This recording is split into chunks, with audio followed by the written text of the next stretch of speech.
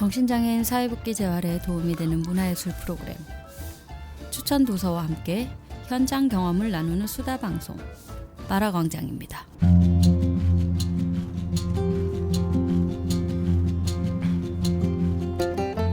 공감과 이해의 차이가 존재한다고 생각해요.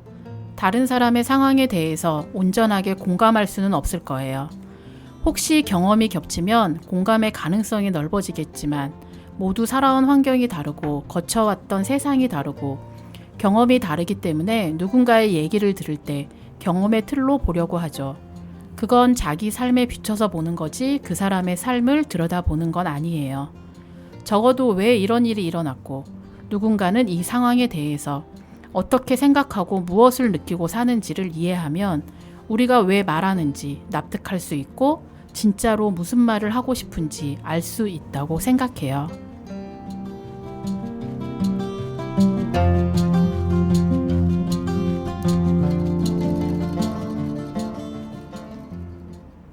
안녕하세요.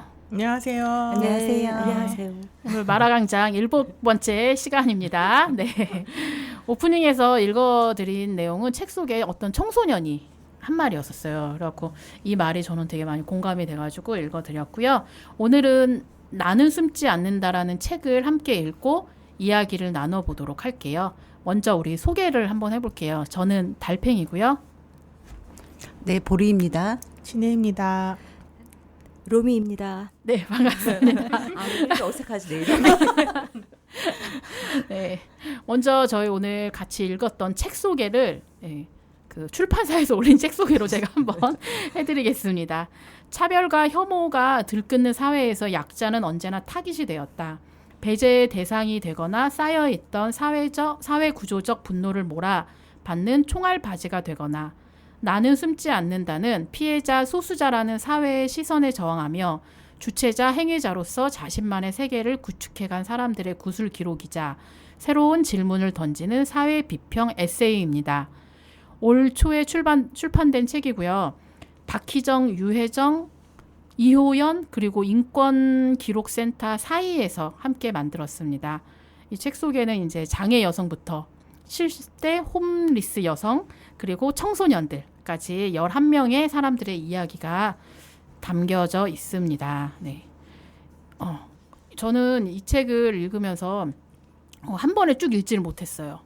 그 11명의 삶이 너무 다양하고 좀 그래서 한 번 읽고 쉬고 한 번 읽고 쉬고 좀 이랬던 것 같아요. 그리고 보면서 사실 제가 별로 공감하고 싶지 않았던 부분들도 좀 있었던 것 같아요. 살아오면서 그거를 좀 알아채게 해주지 않았나 라는 생각이 들었는데 다른 분들은 좀 어떻게 읽으셨는지 우리 로미쌤부터 한번 해볼까요? 그러니까 11명의 분의 이야기인데 저는 일단 제일 먼저 이제 골라서 읽을 수 있어서 좋았던 것 같아요. 그래서 제일 처음에 이제 회복도 삶도 일직선이 아니에요라고 하는 묘연 씨의 이제 이 사연을 먼저 읽었었거든요. 그 이야기를 읽고 그다음에 이제 그 70대의 그 홈리스 여성으로 살고 있는 김복자님의 이야기를 읽으면서 이게 별개의 사연은 아니고 또 연관된 것들이 있다라는 생각이 좀 들었어요. 예, 그래서 한 여성으로 살아가는 삶이 굉장히 질곡이 많은 한 여성의 이야기와 또 아직 30대이지만 20대부터 그 조현병을 앓고 갖고 있으면서 오는 자기 갈등 그리고 또 마지막에 큰 반전이 있었잖아요. 제가 이제 읽으면서 처음에는 나름 해석했던 이야기들이 약간 빈약하지 않나 뭐 이런 생각을 했었는데 나중에 그 반전의 이야기를 들으면서 그제서야 제 스스로가 좀 납득이 됐던 부분이 있었던 것 같아요. 네. 네. 진혜쌤은 어떻게 좀 읽으셨어요? 네. 저는 처음부터 차례대로 읽었는데 그러셨구나. 네. 이유가 있을 거라 생각했어요. 그리고 마지막에 이제 청소년 페미니스트들의 인터뷰를 했는데 왜 마지막에 그렇게 청소년을 배치를 했는지도 알게 됐고, 그래서 한 장 한 장이 다 너무 이제 귀한 얘기잖아요. 그래서 몇십 년 동안의 이야기를 다 몇 장으로 줄이는 게 쉽지는 않은데 그 당사자의 이제 목소리에 담긴 그 구술 형태로 나오는 말이기 때문에 저도 그게 읽는 게 빨리빨리 넘어가진 않더라고요. 그렇죠. 네. 근데 뒤늦게 읽기 시작해가지고 1박 2일 동안 아주 천천히 되새기면서 읽었거든요. 근데 이게 다 연결 지점들이 있다는 생각이 저도 들었어요. 로미쌤 말씀처럼. 마지막에 그 청소년들의 얘기를 들을 때는 이 앞에 있는 모든 이야기가 다 이제 이렇게 다 들어가 있는 느낌? 그러니까 이게 쭉 이어지는 세대별로도 쫙 있잖아요. 그래서 이게 계속 이어지고 있구나, 지금. 이런 느낌도 들었고, 근데 그걸 이렇게 발화하기 위해서 노력하는 그 미래 세대의 친구들한테 좀 용기도 받고, 저도 힘도 받고, 그러면서 좀 복잡한 마음으로 읽었지만, 당사자분들을 만나고 싶은 생각이 들더라고요. 네, 너무 당당하고, 그리고 뒤에 자기소개가 특히 되게 멋졌어요. 그쵸. 그래서, 맞아요. 예. 네. 저희 보리쌤은 어떻게 네. 읽으셨어요? 저는 이게 이렇게 11분의 그 생애가 이렇게 챕터별로 되어 있어서 저도 이제 로미 선생님처럼 이렇게 읽고 싶은 부분을 먼저 네, 먼저 어떤 거부터 읽으셨어요? 그럼? 저 여기 조현병을 앓고 계시는 그분의 이야기를 좀 읽었고요. 그러니까 왜 그 한 사람의 삶이 이분이 뭐 40년을 살았건 70년을 살았건 그 삶 안에 담겨 있는 그 내용 결들이 좀 이렇게 왜 다른 부분 뭐 같은 부분들이 조금 많이 있어서 좀 읽으면서 좀 같이 겹쳐지는 부분도 좀 있었고 그리고 이분들이 이렇게 본인의 이야기를 할 수 있었던 어떤 내적인 힘이라고 해야 되나요? 그러니까 이게 나의 이야기가 다른 사람들한테 좀 힘이 되었으면 좋겠다라고 하는 그런 바람들로 좀 읽혀져서 되게 이렇게 신념 있으신 분들이다 뭐 이런 생각이 좀 들기도 했고요. 그리고 그 어떤 그 챕터별로 그것에 대한 설명들을 또 기록해 주신 분들이 또 정리를 해 주셔서 그 부분도 되게 공부가 좀 많이 됐던 것 같아요. 네. 전체적으로 좀 삶의 힘이 좀 느껴졌던 책인 것 같고 저는 사실 책을 읽으면서 반성을 좀 하게 된 부분이 있는데 저는 나름 그래도 인권 감수성이 되게 높다고 생각을 했는데 그 2장에 탈북 여성이 나올 때 사실은 조금 읽기가 처음엔 좀 싫었었어요. 그리고 제가 갖고 있는 탈북민들에 대한 인식이 되게 덩어리처럼 있었구나라는 생각이 들어갔고 사실은 읽기 싫었지만 한 장 한 장 넘어가면서 내가 이들을 이해하는 방식이 되게 잘못됐었구나라는 생각이 들어갔고 되게 좀 찜찜하고 반성하게 된 계기가 됐던 것 같아요. 그러니까 탈북민들은 하나의 덩어리로만 봤지 개별적인 삶으로 한 번도 들여다보겠다고 제가 마음을 먹은 적이 없었던 것 같아요.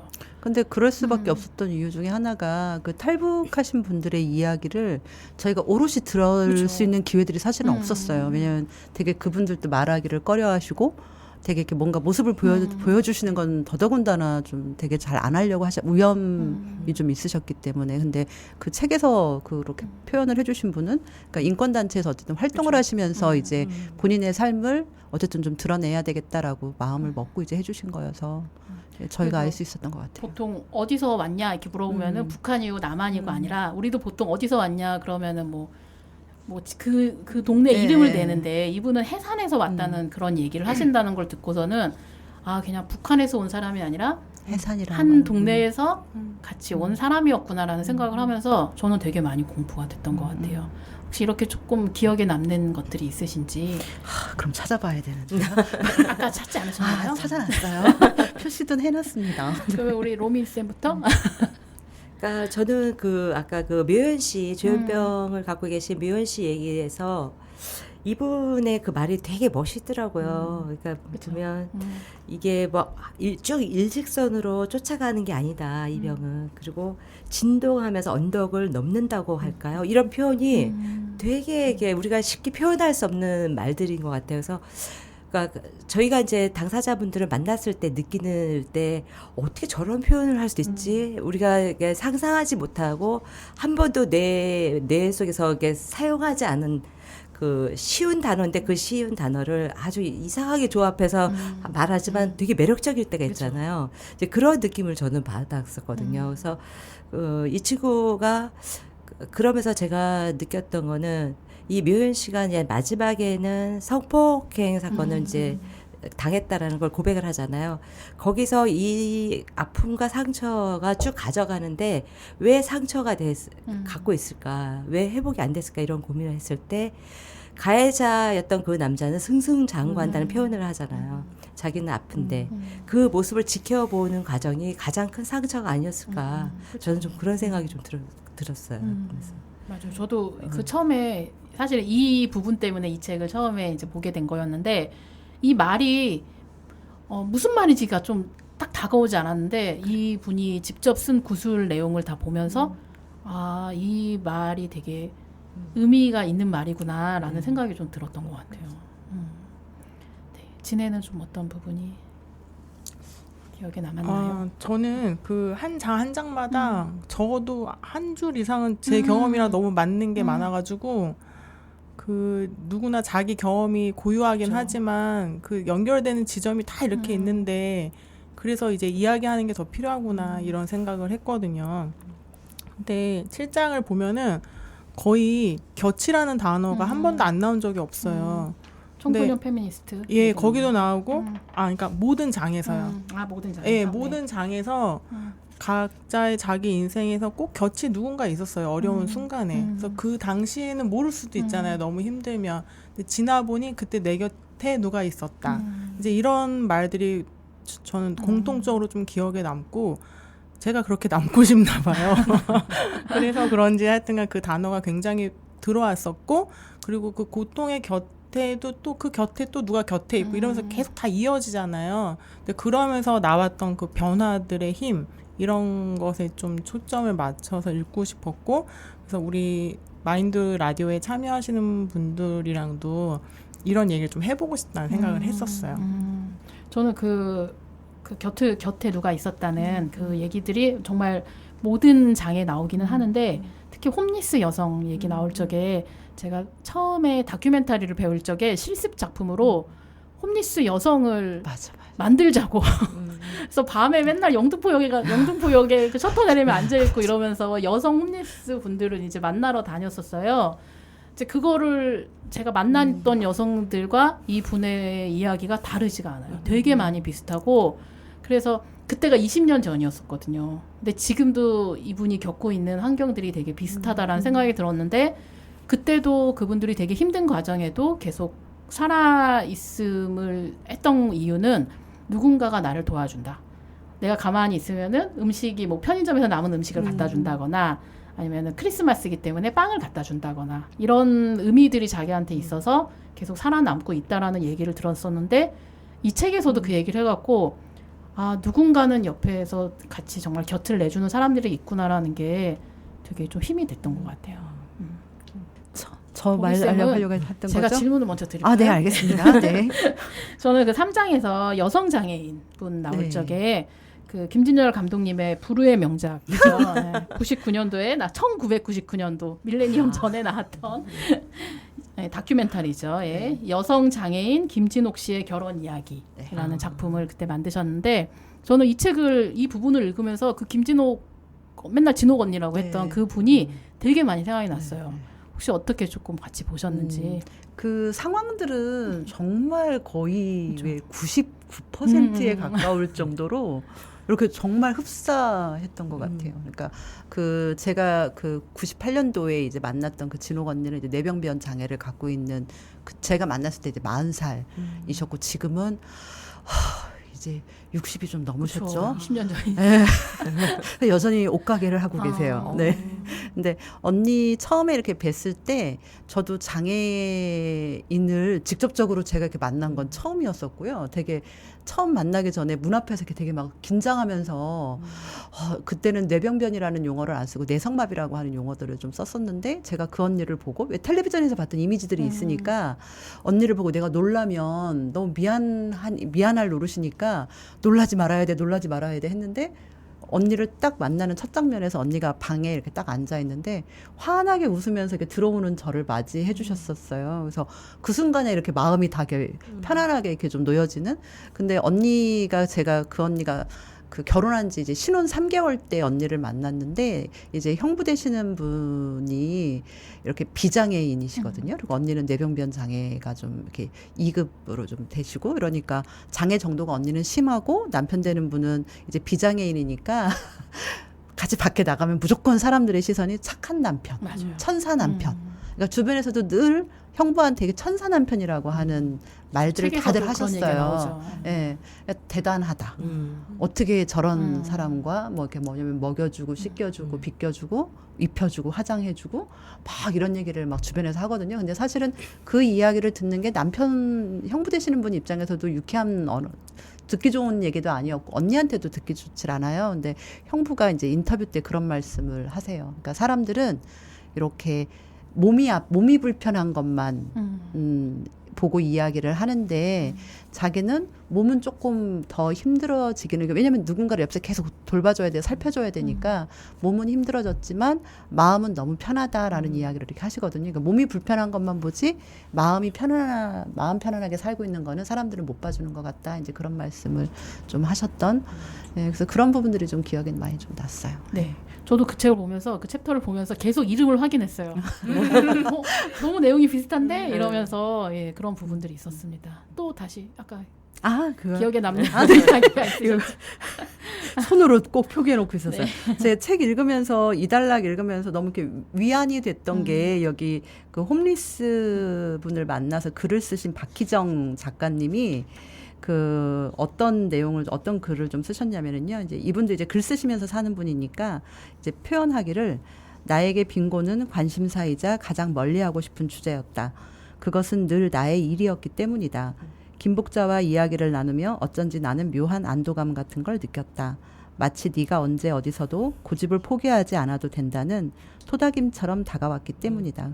이 부분이 저한테도 좀 위로가 좀 되기도 했고 위안이 되기도 했고 그다음에 또 하나는 어떤 그 구술자와 면담자 뭐 이제 이런 관계 안에서 누군가의 이야기를 내가 듣고 이걸 글로 표현을 해서 사람들한테 당신들의 이야기를 들려줄게요가 아니라 사실은 내가 만나는 그러니까 글을 쓰는 사람과 이야기를 들려주는 사람의 서로 간의 어떤 피드백들이 계속 전해지고 있다라는 생각이 좀 들어서 일방적인 관계는 아니었다라는 느낌도 좀 들어서 좀 되게 좀 좋았던 것 같아요. 네. 아까 그 진혜쌤도 그 부분을 찾아주셨는데 같이 기억에 좀 남아서 그런 것 같은데 어떤 좀 부분이 같이 공감이 됐었어요? 저도 진짜 묘한 안도감이 있었는데 제가 능력이 별로 없는 사람이다 보니까 생존에 좀 이렇게 좀 관찰을 많이 하는 편인 것 같아요. 그래서 서울역 근처에 산 적이 있었는데 노숙자 분들이 꽤 있으세요. 근데 비율이 여성 노숙자를 찾기가 쉽지가 않은 거예요. 근데 제가 볼 때 저도 노숙자가 될 수 있다고 생각하거든요. 근데 나는 저도 여성이니까 같은 여성의 선배가 어떻게 사는지 봐야 네, 제가 그림을 그려볼 수가 있는데 듣는 분들이 깜짝 놀라시지 않을까요? 근데 전 실제로 그런 상상을 좀 하거든요, 정말로. 근데 저도 사실은 네, 그런 맞아요. 저는 노숙인 그런 이제 단체에서 일을 할 때 그런 생각을 되게 많이 했었어요. 이게 되게 한 끗 차이구나라는 생각을.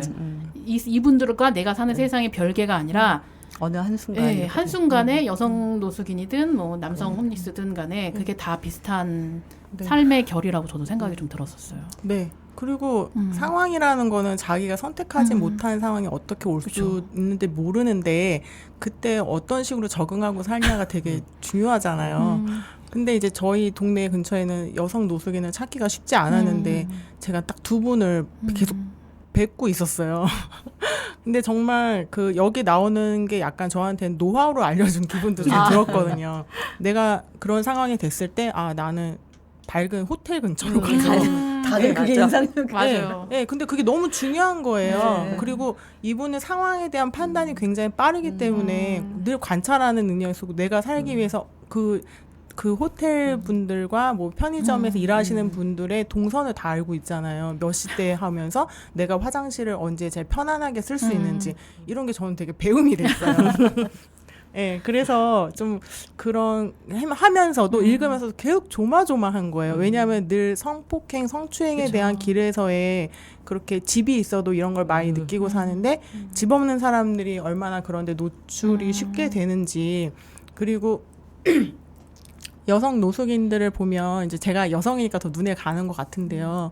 그 외모를 자꾸 더 이렇게 꾸밀 수 있어도 노숙인이라고 다 이렇게 하시는 건 아니잖아요. 다 자기 스타일이 있으신데 그 더 아주 짧게 남성처럼 보인다거나 아니면 몸을 더 가린다거나 이런 게 좀 굉장히 공감이 됐었거든요. 그래서 좀 마음을 조마조마하면서 읽기도 했어요. 실제로. 그리고 여기 나는 숨지 않는다의 인터뷰분들이 다 여성분들이니까 저는 성폭행과 성추행에 대해서 늘 일상에 있다고 생각하기 때문에 어떤 부분에 이런 게 툭 나올까봐 약간 뭔가 그쵸. 분위기가 그러면 불안하고 막 맞아. 이렇게 아슬아슬하면서 읽었던 것 같아요. 그 여성 홈리스 부분은 정말 읽으면서 어떻게 이런 삶을 살 수 있을까? 그러니까는 우리가 다 정말 최악이라고 생각했던 모든 상황이 다 있었던 것 같아요.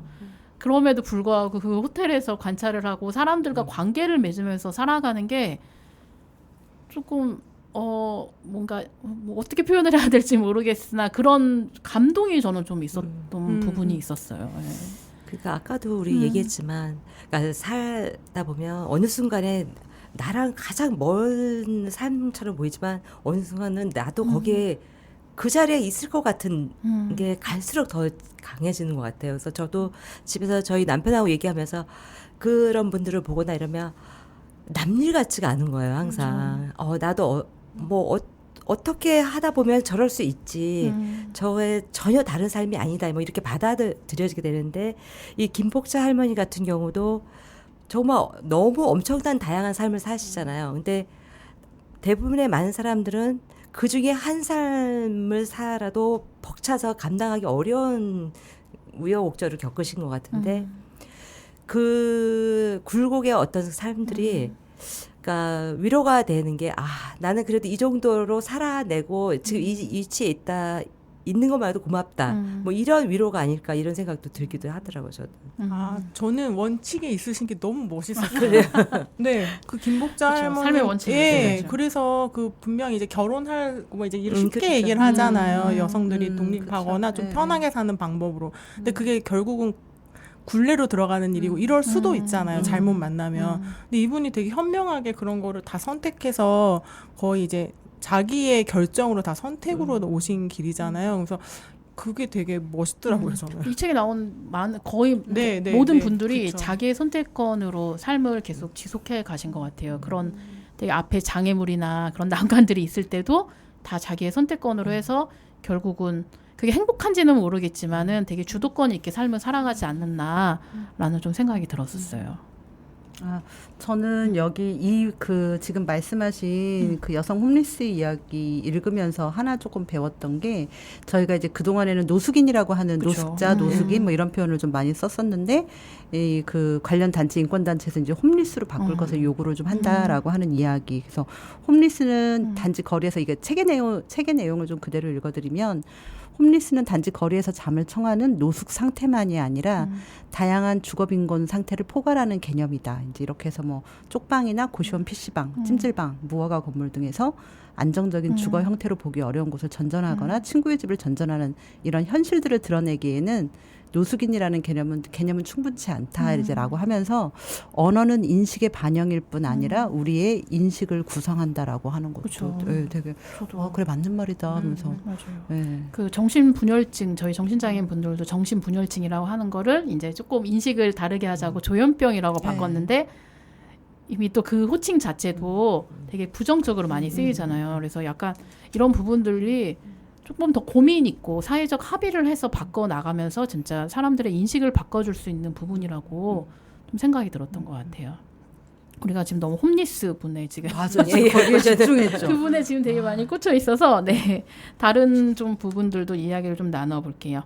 혹시 저는 그 청소년이 지금 되게 얘기가 많이 나오고 있기는 한데, 뭐 주거권에 대한 얘기도 나오고 마지막에 페미니스트 친구들이 5 친구들이 쭉 나오는 그런 얘기가 있는데, 저는 내가 만난 이상한 나라라고 해서 집 나온 청소년들에게 이렇게 사람들이 되게 한심하게 바라보는 그런 시선들을 조금, 이 부분이 사실 저도 뭐 가출은 해본 적이 없지만은 제 주변에서 많이 겪어보는 친구들도 봤고, 제가 예전에 사진 작업을 하기 위해서 이런 친구들, 이렇게 집을 자기 자의로 나온 친구들을 많이 만나봤었는데 가장 힘든 부분들이 자기가 자립을 하고 싶다라는 의미였었거든요. 그냥 치기 어린 마음에 나온 것들이 아니었는데 세상에서 좀 그렇게 만드는 부분들이 있지 않았나.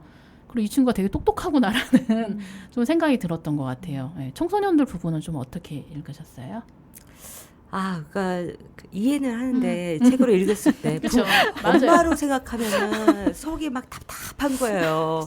이걸 어쩌나 막 이런 고민이 되고 걱정이 되고 먼저 걱정이 되고 그런데 사실 그 나이 때 나를 생각해 보니까 단지 이렇게 용기를 못 냈을 뿐이지 언제든지 뛰쳐나오고 싶은 마음이 하루도 안 없었던 적이 없었던 것 같아요. 그래서 결국 저는 이제 27살 때 집을 나왔는데 그때 이제 독립을 하게 된 건데 그전에도 무수히 그러고 싶었던 마음은 있었던 것 같아요.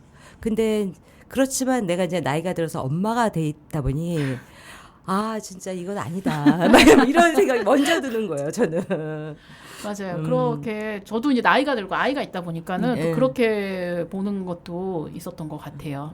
그리고 여기서 보면은 저는 그 주거권에서 대한 얘기하면서 이제 시설, 이제 쉼터 같은 얘기를 하는데 모든 시설은 왜 이렇게 보호와 관리만을 하려고 할까라는 생각이 들면서 이게 청소년 시설, 뭐 장애인 시설, 뭐 임시보호소 이런 부분들이 여기서도 다 그 시설의 보호와 관리로 인해서 무력화되고 무능화를 시킨다는 게 다르지 않구나라는 게 좀 생각이 들었었고 그다음에 그 오히려 되게 열린 공간에 가서는 더 나가고 싶지 않았던 그런 시설들도 있었는데 우리가 시설을 하면은 너무 이렇게 좀 갇혀진 느낌으로 좀 많이 보았던 것 같아요. 그래서 저는 주거권이란 청소년 주거권이라는 부분이 되게 좀 신선하게 다가왔었어요. 저랑 같이 사는 친구가 16살인데 작년, 재작년에 올해는 조금 덜해요. 약간 그 지나갔는지 14살, 15살 때 주거권 얘기를 굉장히 많이 얘기를 했어요. 그래서 네, 권리다. 그러면서 근데 청소년들이 이제 자립하기 위한 그 뭐 일자리가 많이 있는 것도 아니고 그렇잖아요. 근데 그냥 집이 싫은 거예요, 그냥. 근데 같이 사는 사람으로는 굉장히 좀 힘든 말이에요. 집이 싫다는 말은. 괴롭죠. 그렇죠. 듣는 사람은 괴로운데 그렇죠. 제가 그 나이 때 생각하면 그 말이 너무 이해가 되거든요. 근데 곁에 있는 사람이 그 말을 듣는 건 상당히 쉬운 말은 아니거든요. 근데 본인은 굉장히 갈급했어요. 그래서 독립을 하고 싶고 자취를 하고 싶다는 얘기를 하고 예, 그래서 이 친구가 굉장히 정말 똑똑하잖아요. 그리고 말도 너무 맞아요. 잘 표현해주고 해서 제가 같이 사는 친구한테 얘 이런 마음이었겠구나 이런 걸 좀 이해하는 것도 있었고 근데 굉장히 용기 있게 또 나가가지고 했잖아요. 그리고 그 빚을 갚는 내용에선 제가 진짜 숨이 막히더라고. 이거는 맞아요. 정말 어떻게 답이 없는데 이때 또 옆에 누가 없었다면 이걸 어떻게 넘어갈 것인가. 그리고 또 구분하려고 하는 건 아니지만요. 제가 여자이다 보니까 여자아이들이 가출했을 때 또 위험성에 대해서도 생각을 더 많이 하게 됐거든요. 그래서 이것도 역시 또 조마조마하면서 읽었지만 예, 그래서 근데 그 쉼터 부분에선 되게 안타까웠어요. 그래서 예전에 어디 프로그램에서 이렇게 이제 집 나온 친구들이 그런 쉼터에 들어가긴 했지만 그게 그냥 뭔가 이렇게 성장하기 위한 발판의 장소가 아니라 이렇게 감금되어 있는 느낌도 있고 규칙도 너무 많으니까 거기서도 다시 나오게 되고 이러면서 이제 아까 제가 읽었음에도 계속 노숙이라고 잘못 표현했는데 홈리스가 되는 상황에 대해서 한 저기 프로그램을 본 적이 있거든요. 근데 여기 예원 씨가 얘기해 준 걸 읽으니까 나라도 또 나았겠다. 그러니까 여기서도 그 친구가 그러잖아요. 어른들이라면 여기서 견딜 수 있겠냐고. 그러니까요. 네, 그래서 나는 못 견디겠다 이런 생각이 좀 들었던 것 같아요. 예전에 이런 쉼터를 이용을 하는 청소년들 관련해서 이렇게 몇 번 방문을 좀 해본 적이 있었는데 그때 이제 그 친구들이 좀 되게 힘들어하는 게 귀가 시간을 정하는 거, 그다음에 방 하나에서 여러 명이 함께 뭐 잠을 청해야 되는 문제 그런 부분들 이야기를 좀 많이 좀 했었던 것 같아요. 근데 이런 쉼터의 기능이 그런 부분들이 청소년 쉼터들도 그렇고 그다음에 성인 여성들을 대상으로 하는 쉼터도 좀 이제 그런 문제들이 좀 계속 좀 있는 것 같고 예컨대 그 홈리스들 같은 경우도 사실은 그런 어떤 공간으로 들어가는 걸 되게 많이 거부를 좀 하시잖아요. 이 부분에 대해서는 이게 그리고 제가 그 청소년 쉼터를 가봤던 것도 정말 근 20년 전에도 그 문제 그런 이야기들을 계속 거론을 했었는데 20년이 흐른 지금도 크게 변화되는 게 좀 없으니까 이런 부분들은 그 어떤 담당하는 그 정부 시스템 안에서 뭔가 좀 변화가 좀 있어야 되지 않을까라는 생각도 좀 들어요. 그러니까 쉼터마다의 어떤 특성들이 보이잖아요. 보면은 여기서도 보면. 근데 이제 제가 옛날에 알았던 한 분이 그러니까 광주 지역에서 그 가출 청소년들 쉼터에 그 활동가로 계셨던 분이 계시는데 그 당시에 그분이 그런 얘기를 하셨던 게 있어요. 그 고충인 거죠. 그러니까 아이들은 답답하지만 또 운영하고 활동하는 교사로서의 갖는 그 고충 그것들을 어느 정도 제약이 없이 풀어낼 수가 없는 그런 어려움들이 있더라고요. 그래서 그 아이들도 들어와서 자기 이제 그러니까 굉장히 자유로운 친구들이잖아요. 어쨌든 자유롭고 뭐 때로는 교사 어른이 봤을 때는 마음대로 하는 것 같고 이런 서로의 어떤 그 타협이라든지 이런 것들을 찾기가 되게 어렵다라는 토론을 하셨던 적이 있었거든요. 그래서 저도 만약에 내가 이 친구들하고 같은 또래 입장이라면 이 친구 입장에서 전적으로 옹호하면서 가겠지만 내가 이렇게 나이를 들다 보니까 또 이렇게 교사의 입장과 맞아요. 운영자 입장에서 네. 바라보게 되지는 게 있더라고요. 저는. 그렇죠. 안전도 되게 중요한 거고 네, 그러니까요. 관리 차원으로 또 갈 수밖에 없는 약간 예산 부분들도 충분하지 않는 부분들도 분명히 있을 것 같아요. 그런데 또 이런 친구들의 이야기를 또 들으니까 네. 공감도 되고 또 그러니까. 그분들의 얘기를 들으면 또 공감이 되고 이런 부분들이 있는 것 같아요. 그 진해는 이 전체적인 구도에서 그 청소년 페미니스트 친구들이 제일 마지막에 온 이유를 아까 알겠다고 초반에 얘기를 하셨는데 말해놓고 내가 안 하. 궁금했어요. 네, 말해놓고 내가 진짜 알면서 이런 얘기 하고 있나 이렇게 싶었지만 알 것 같아. 네, 그냥 막연한데요. 이 친구들 얘기를 들으면서 가슴이 제일 벌렁벌렁했던 것 같아요. 왜냐하면은 이게 나는 숨지 않는다라는 것이 앞에 계신 분들도 다 이게 말씀하셨지만 정부나 사회나 이런 문화적으로 받침되지 않는 것들에 대해서 내 경험에 갇히지 않고 여기에 나를 숨기지 않기 위해서 나대로 살려고 다 나오시는 분들이잖아요. 그 용기가 있기 때문에 내가 그 덕에 살고 있는 것이 있는데 이런 저 때 겪었던 근데 우리 엄마도 겪고 막 이랬던 거를 똑같이 지금 20년 후에 30년 후에도 계속 이렇게 이런 말들이 똑같이 나온다는 게 굉장히 분노로 막 또 그랬고 그리고 이 스쿨 유투가 진짜 사실 엄청난 일인데 이 친구들이 공부를 엄청 하잖아요. 맞아요. 여기 쓰는 용어를 보세요. 너무 진짜 공부를 많이 똑똑하더라고요, 진짜. 하더라고요. 예, 이거는 진짜 정희진 선생님과 그냥 얘기를 해도 손색이 없는 학자 수준이네요. 그래서 제가 진짜 만나서 정말 배우고 싶은 그런 마인드가 굉장히 많았고 그래서 거기 그 시간에 이르기까지 얼마나 고군분투했을까. 그리고 여기 있는 친구들은 말고도 다른 친구들 되게 많잖아요. 근데 저기 언론에서도 사실 약간만 다루지 꾸준히 다루지 않고 그렇죠.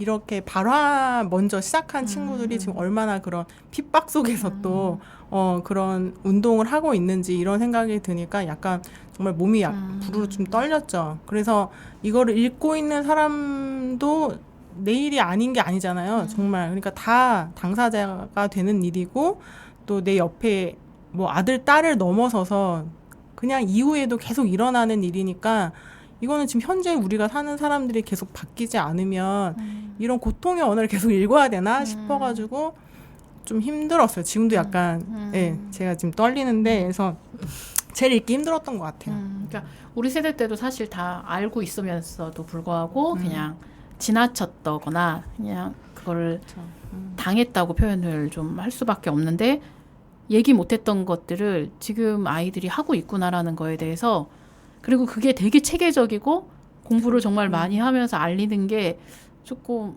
몰랐던 게 약간 부끄럽긴 했었어요. 그러니까 다 아는 사실인데도 어쩌면은 알고 싶지 않은 부분들이었을 수도 있고 그래서 이 친구들이 그런 부분들을 계속 설득하기 위해서 자기가 유학 가서 공부도 하고 싶다 막 이런 얘기를 하면서 조금 더 지지를 해줘야 되겠다라는 생각은 들었던 것 같아요.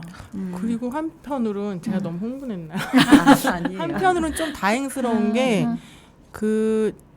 이렇게 말을 하고 나왔기 때문에 병들지 않았다. 그럴 수도 그러니까. 있겠네요. 예, 왜냐하면 건강한 저는, 생각을 더 할 수 예, 있으니까. 왜냐하면 이게 지금 같이 성장하기 위해서 그 초점이 거기 맞춰져 있잖아요. 가해자 처벌을 넘어서는 일이란 말이에요.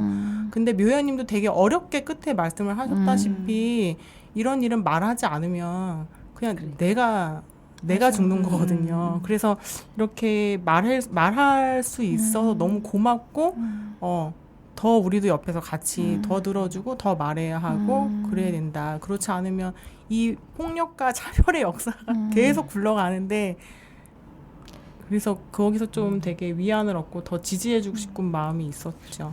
저는 진짜 너무 놀라운 게 이 친구들이 왜 이렇게 똑똑한 거야. 그래서 11명 여성들의 이야기잖아요. 그러니까 저도 옛날에 20대 때 나는 딸들아 일어나라 이 노래만 부르고 이제 살았는데 모르는 분들 엄청 많으세요. 그게 갑자기 모르시나요? 그 노래를 부르고 이제 일어나야 된다 막 이렇게만 했는데 나는 이제 구닥이 되는구나. 그러니까 우리 아들이 얘도 20대니까 얘가 엄마는 나가서 여성과 관련돼서 조심하셔야 돼. 막 이러면서 요즘 젊은 친구들 얼마나 그런 자기 권리라든지 이런 것들을 가져가는지 이런 얘기를 이제 남자애인데도 그런 얘기를 하는데 그 얘기를 들으면서 저는 그래서 그때는 이 여성 운동, 여성의 권리나 이렇게 하면 이 노래만 부르면 됐지. 이렇게 생각했던 것들이 있었던 것 같아요. 맞아요. 네.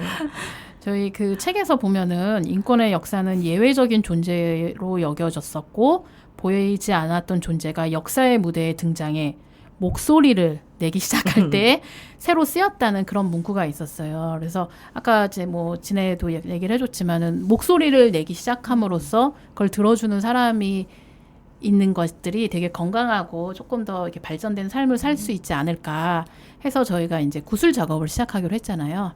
사실은 그 정신장애인 당사자분들 구술 작업을 시작하면서 이 책을 처음으로 같이 읽기 시작했는데 이 활동가, 이 책을 쓰신 활동가 분들의 그 뒤에 해설분들이 저는 조금 되게 좋았던 부분들이 많았던 것 같아요.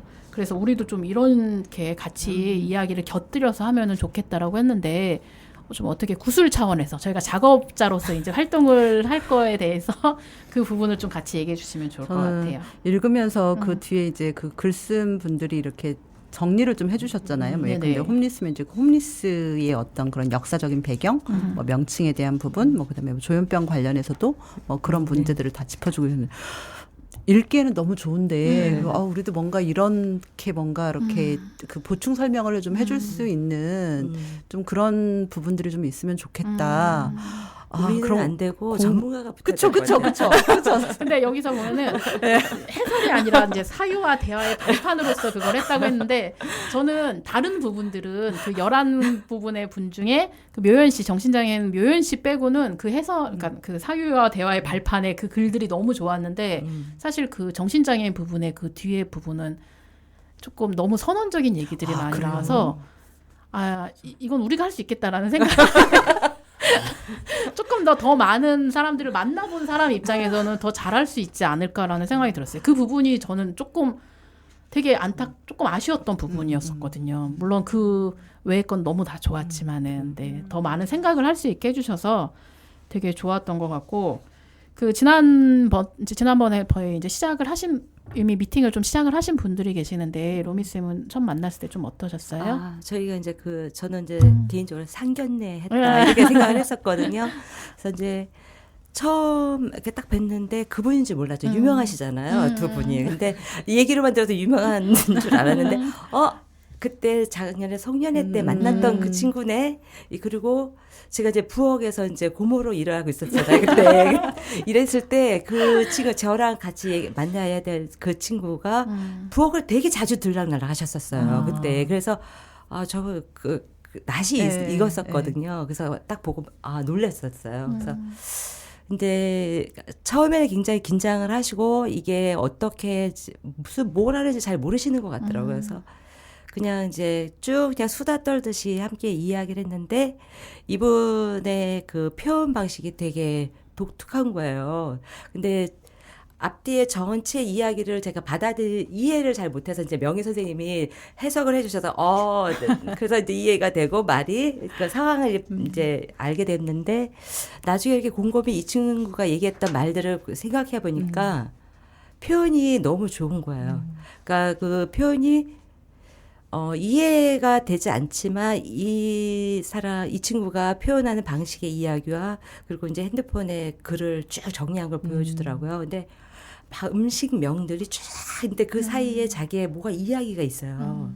그래서 제가 눈이 나빠갖고 안경을 써갖고 또 못 읽어갖고 그랬는데 이게 구술 작업이 생애사처럼 이야기를 풀어가는 방식도 있겠지만 저는 이분과 이야기했을 때는 그런 얘기가 아니라 자기의 표현하는 방식의 이야기들을 좀 더 다른 언어로 이렇게 기록하는 거 되게 좋겠다. 그리고 이분들의 당사자의 이런 이야기들이 얼마나 멋지고 아름다운지 본인도 몰랐고 우리도 몰랐었던 것 같다. 이런 생각이 들었어요. 네. 네. 좋네요. 그렇죠. 그때 처음 사실 저는 이런 걸 저희 이제 활동가 분들에게 구술 작업을 할 거예요라고 제안을 드렸을 때 안 하실 거라고 생각을 했었어요. 사실 누가 저한테 생애 구술 작업을 해보시겠어요 하면은 저는 네? 막 이러면서 약간 거부를 했을 것 같은데 한 분도 그런 분들이 없고 너무 하고 싶다는 분들이 많으셔갖고 사실 좀 놀라웠었어요. 되게 이런 표현이나 말들을 이야기를 많이 하고 싶으셨구나라는 생각도 들었고 자기를 많이 좀 펼쳐 보이고 싶었구나라는 생각이 들어서 흔쾌히 응해주신 게 너무 고맙기도 하지만 잘해야겠다라는 이런 부담감도 되게 많이 들었던 것 같아요. 진혜는 이제 지난주에 만나셨는데 저는 그 작년에 이제 수업할 때 동아리 활동 같이 하셨던 활동가분이랑 만나는 거라서 초면은 아니지만 그래도 좀 마음을 가다듬고 그래서 근데 이렇게 흔쾌히 허락해 주신 게 굉장히 감사하더라고요. 그리고 그거에 대해서 호의를 보여주셨거든요. 많이. 그래서 너무 재밌을 것 같다. 이런 얘기와 그리고 얼굴만 안 나오면 난 무슨 얘기인지 다 할 수 있어요. 막 이런 자신감. 그래서 막 진짜 나 들을 준비 됐지? 약간 그래서 막 계속 나올 것 같은 거예요, 이야기가. 근데 하다 보면 또 모르겠죠, 그거는. 하여튼 그런 얘기 들으면서 저도 좀 설레었고, 근데 옆에 계신 분이 근데 선생님 글 잘 써요? 물어보시더라고요. 어쩌면 좋아요. 그래가지고 제가 심쿵했네. 갑자기 들을 생각이 막 신났다가 이거 아주 내가 이거 담으려고 하는 거지. 그래서 정신을 막 차리면서 그게 제가 이렇게 말을 더듬었던 기억이 자꾸 오버럽 돼가지고 어쩌나 하면서 나는 숨지 않는다도 사실은 읽으면서 저의 위치를 자꾸 보게 되는 거예요. 맞아요. 그래서 이제 그런 부담감은 있지만 그래도 중요한 거는 이제 로미쌤도 말씀하셨지만 그 이야기 그 한 사람을 담은 이야기가 나온다는 것이 되게 중요하잖아요. 그리고 여기서도 말하는 순간부터 본인은 변하고 있는 거잖아요. 그쵸.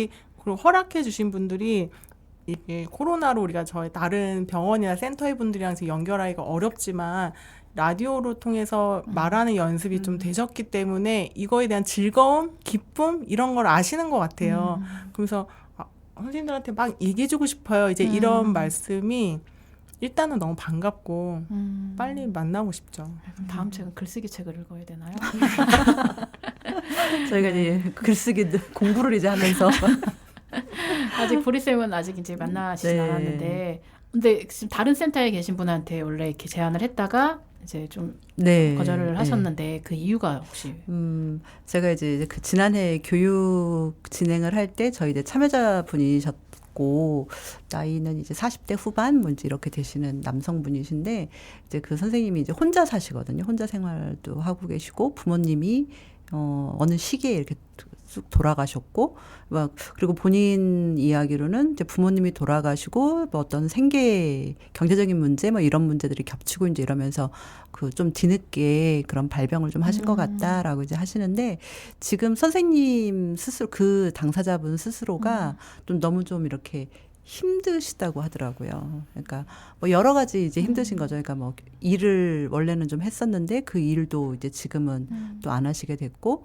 그리고 이제 혼자 생활을 하시니까 그리고 이제 지금 상황이 이제 코로나 때문에 어디를 나가지도 못하고 사람들하고 교류도 이제 못하고 이러시니까 그 상황들을 계속 이게 뭔가 이렇게 화가 계속 자기 안에 좀 가득 차 있다. 이제 이런 말씀을 몇 번 좀 하시더라고요. 그러니까 심리적으로 그렇게 이분이 지금 이렇게 평온한 상태는 좀 아니신 것 같고, 그리고 자신의 삶 자체가 너무 이렇게 우울해서 예, 그걸 이렇게 다시 말로 꺼내고 싶지 않다라고 이제 하시더라고요. 그리고 충분히 그 부분도 또 이해해요. 저는 예. 그래서 저희 지금 어쨌든 마인드 라디오에서 활동을 하시는 분들은 되게 흔쾌히 너무나 기쁜 마음으로 이렇게 마음을 열고 해주셨다면은 지금 그분 같은 경우는 어떻게 보면 혼자 그거를 되게 좀 감내하고 네. 있는 상황이라서 더 많은 분들이 좀 이렇게 많이 나오셔서 이야기를 하시면서 그런 마음을 좀 달랬으면 좋겠다라는 생각이 들었던 것 같아요. 그래서 좀 안타깝고, 그래서 저희도 더 많은 지원을 받아서 더 많은 활동가분들이 이곳에 오시면은 어쨌든 간에 오셔가지고 지원이 필요해요. 저희 지금 9분 하시는데 이것도 허덕거리면서 하고 있어요. 근데 그런 지금 집에서 그렇게 스스로를 고립시키고, 그러니까 사회적으로 고립도 있지만 스스로를 더 그러면 고립을 시키는 상황에서는 내가 너무 우울한데 무슨 말을 하고 싶겠어요. 근데 나와서 이렇게 이야기를 하다 보면은 그게 점점 자기의 마음을 열고 누군가가 들어준다는 그런 마음이 있다면은 되게 좋을 것 같다는 생각이 들었고, 저는 지난주에 이제 오셔갖고 우리 당사자분들 이제 상견례, 구술 작업 상견례를 하는 걸 보면서 사실은 그 전까지는 이 작업의 필요성을 저는 그냥 되게 하면 좋고 그러니까 되게 당연한 그런 조금 목표를 좀 생각했었는데, 가만히 생각해 보니까 저 같은 경우는 제가 20대 때 사람들 때문에 너무 힘들었었어요. 예, 그때 그래갖고 막 그때 자서전, 막 인터뷰집 이런 걸 한 1년 동안 다 읽었던 것 같아요. 왜냐하면은 누군가가 나를 힘들게 하는 것도 있지만은 나도 누군가를 힘들게 할 수 있겠구나. 그 사람을 내가 이해를 못하니까. 그런 부분이 있어서 되게 많이 읽었었는데, 그때 생각이 갑자기 나면서 우리 당사자분들의 목소리를 이렇게 들어주신다면은 이게 한 분의 목소리가 아니라 이제 2분이 되고 3분이 되고 더 많은 분들이 나와서 이야기를 많이 들려주신다면은 정말 공감이 될 수도 있고 이해가 될 수 있겠다라는 생각이 들어서 이 작업은 정말 필요하구나. 우리 선생님들을 꼭 잡아야 되겠구나 라는 생각이 들었고, 더 많은 분들의 이야기를 좀 꺼내고 싶다는 좀 생각이 들었었어요. 그러니까 저희가 이게 작업이 이제 초반인 거잖아요. 한 번도 이런 작업을 해본 적이 없지만 뭐 이게 책으로 나오든 자료집으로 나오든 굉장히 귀한 자료가 될 것 같은데, 이게 지속적으로 좀 쌓였으면 좋겠다는 생각이 들어요. 그래서 아까도 이제 재정 문제를 얘기하셨는데, 그쵸. 굉장히 이런 지원들이 뭐 많이는 아니어도 유지될 수 있는 지원들이 됐으면 좋겠고, 저는 솔직히 지금 되게 이제 어려운 상황에서 이게 지금 가고 있잖아요. 그래서 개인적으로 그랬어요.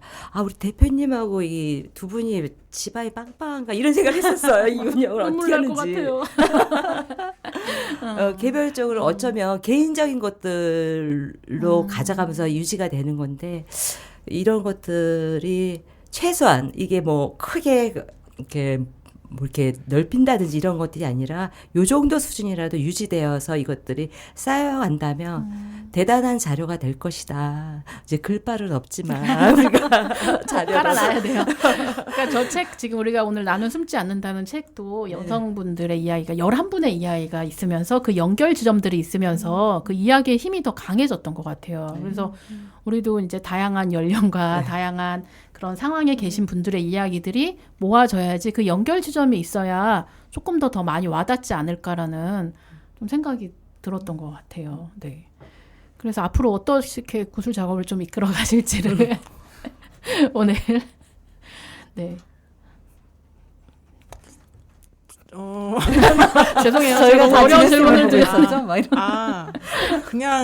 그냥 툭 생각난 게요. 오늘 아침 경향신문에서 그 최연수 구술생에 하신 기록하시는 선생님 계시잖아요. 제가 그분 책을 좋아하는데 그분이 마침 이 홈리스에 관한 글을 쓰셨더라고요. 그래가지고 얼마 전에도 저도 서명한 것 같은데, 저희 이제 재난지원금 받고 있는데 홈리스 분들 중에서 이게 못 받으시는 분들이 많잖아요. 그렇죠. 그래서 그 이유에 대해서 이제 정부 대책에 대해서 얘기를 했는데 제 얘기를 왜 했을까요? 네, 질문이 너무 잘못됐네요. 제가. 아니 구술. 그래서 일단은 근데 저는 이제 그런 믿음이 좀 있는 것 같아요. 저는 글빨이 실제로 없지만 말씀해 주신 분들이 말빨이 좋으세요. 그리고 일단 그 삶 자체가 살아온 것에 성실하게 살아셨기 때문에 일단 성실하게 듣는 걸로 최선의 마음으로 시작해 보겠습니다. 네, 감사합니다. 저는 여기서 해설 부분, 해설이 아니라고 그랬죠. 사유와 대화의 발판으로 이제 저자들이 덧붙인 이야기가 질문들이 그 장애 여성 얘기 나왔을 때 장애 여성이 좋은 부모가 될 수 있는가라고 질문을 하지 말고 무엇이 장애 여성을 좋은 부모가 되기를 가로막는가 이런 좀 질문의 그런 발상 자체를 조금 바꿔나가는 방식들도 되게 좋았던 것 같아요. 그래서 우리도 좀 이렇게 좋은 질문들을 찾아내야 되겠다라는 생각이 들었고, 저 지난주에 이제 오셔갖고 저희 활동가분들 만나셔서 이야기할 때 그 눈빛들이 정말 너무나 설레임 가득했어요. 근데 이번 주에 안 오셨다고 너무 섭섭해하시고 원래 이번 주는 만나는 날이 아니었는데도 어디 계시냐고 계속 물어보시고 평상시에 되게 별로 이렇게 관심이 없어 보이는 분들도 언제 시작해요? 언제 해요? 제 얘기 들으러 언제 선생님 오세요? 뭐 이런 얘기를 막 해주시는데 그게 너무 좀 좋았던 것 같아요. 그래서 지금 선생님들도 이미 들을 준비는 다 되신 거고 그래서 이분들의 이야기가 되게 다 알차게 담길 것 같아서 되게 저도 기대가 많이 되는 것 같습니다. 네, 오늘 그러면은 이제 끝으로 이제 오늘 어떻게 좀 방송이 어떠셨는지 소감 나눠보고 마치도록 할게요. 보리쌤은 어떠셨어요? 그럼 저한테 올까 봐 오늘 로미쌤한테 손짓을 하고 계속 있었는데. 로미쌤이 계속 1번이었거든요. 맨날 이 순서가 이렇게 돌잖아요. 그러니까 제가 사실 제일 편한 분이 이렇게 보면 로미쌤이 저를 계속 보고 계셔갖고 질문을 하면 둘 다 눈을 이렇게 아래로 보시는데 로미쌤만 저를 보세요. 그래서 제가 계속 로미쌤한테 1번을 시켰거든요. 이번엔 진열쌤, 네. 보리쌤부터. 네. 네. 저는 뭐 책은 좀 재미있었고 그 다음에 저는 그 구술 작업 저희가 하는 걸 조금 좀 저희가 왜냐면 전문적으로 글 쓰는 사람들도 아니고 그쵸. 그러니까 좀 서로가 부담을 놓는 조금만 좀 내려놓는 차원으로 하면 아까 그 진혜쌤이 워낙에 말빨들이 좋으시다라고 이제 했잖아요. 그러니까 저희는 그냥 그분들이 말하는 걸 듣고 정리를 좀 해드리는 역할 정도로만 생각을 좀 해도 조금 서로가 편안하게 시작할 수 있지 않을까. 어쨌든 지금 로미쌤이나 보리쌤은 다큐멘터리 감독도 하고 계시는데 이런 인터뷰를 하시면서 과정이 혹시 구술 저희가 글로 기록하는 거랑 뭐 차이가 좀 있을까요? 뭐 크게 차이 예, 없어요. 저 같은 경우는 어떤 인물을 만날 때 그 인물의 다큐멘터리 작업 진행을 좀 할 때 인터뷰를 좀 먼저 해요. 이렇게 전체 살아온 이야기를. 왜냐하면 그러면 그 이야기를 한번 쫙 듣고 나면 관계가 훨씬 더 이렇게 밀도도 친밀해지는 것도 있고 이 사람에 대해서 좀 서로가 이제 알게 되니까. 그리고 보통은 왜 아까 저희 이 책에서도 좀 나왔지만 저희가 인터뷰를 하는 분들이 저희가 묻는 것에만 질문에 대한 답만 하시는 게 아니라 저희한테 질문도 또 막 이렇게 하시잖아요. 왜냐면 궁금하니까. 근데 그러면서 서로가 이렇게 상호 뭐 교류도 되기도 하고 서로가 좀 알 수 있는 시간이기 때문에 그런 방식으로 좀 많이 하게 되는 것 같아요. 진혜쌤은 오늘 어떠셨어요? 소감을 좀 눈 깐다고 안 돼요. 제가 돌아가야 되니까. 마무리를 해야 될 거 아닙니까? 그런 거 아닙니까? 마지막은 이쪽이었습니다. 그러니까 이렇게 도나 저렇게 도나 진행은 늘 중간이에요. 가운데였어요. 저만큼 강황했으려고. 그 이야기의 힘을 저도 믿고 있거든요. 근데 책을 읽을 때나 어쨌든 들을 때나 그 이야기의 전과 후는 너무 다르잖아요. 그래서 일단 이야기하면 혹하는 마음이 있고 그래서 나는 숨지 않는다도 이분들이 말씀을 하신 이유가 있었잖아요. 밖으로 나가서 남과 연결되기 위한. 근데 저희 당사자분들도 이번을 시작으로 해서 많이 나오셨으면 좋겠다. 약간 이런 생각도 들고 저도 이번 기회로 좀 친해질 생각을 하니까 좀 떨리기도 하고 그렇습니다. 설레시죠? 네. 설레입니다. 네, 이제 끝으로 그러면 저희 로미쌤은 오늘 어떠셨는지. 말씀하실 때 그 당사자분들이 자기 이야기를 어쩌면 저희한테 고백을 하는 거나 마찬가지인데 자기 마음속에서 허락하는 것까지만 이야기를 하는 거잖아요. 알고 보면. 근데 그 허락의 정도가 좀 더 우리 속에서 우리와 관계를 통해서 그것들이 좀 더 넓고 함께 소통하는 과정이 되었으면 좋겠다. 이런 생각이 좀 들고 저 스스로도 아마 이제 이야기를 함께 하다 보면 저도 고백하게 될 것 같아요. 이야기도 그런 자리가 됐으면 좋겠어요. 네. 네. 그 어쨌든 이 나는 숨지 않는다는 책은 되게 여러 목소리들이 많았었고 정말 좋은 책이었던 것 같아요. 그래서 많은 분들이 읽었으면 좋겠다는 생각이 드는데 그 조현병 묘연 씨 부분 나온 부분은 우리가 좀 더 잘할 수 있지 않을까라는 예, 갑자기 대결 구도로 가는 느낌인데 예, 우리는 더 많이 봐왔기 때문에 이분들의 이야기를 더 잘 담아내고 누군가한테 들려줄 수 있지 않을까라는 그런 기대와 희망을 품으면서 오늘 방송은 여기서 마치도록 하겠습니다. 네, 수고하셨습니다. 네, 수고하셨습니다.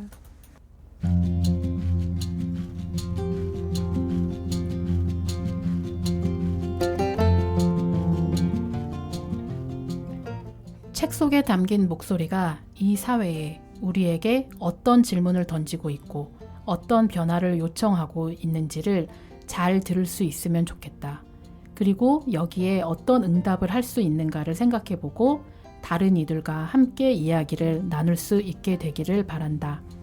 지금까지 마라강장 7번째 시간이었습니다. 고맙습니다.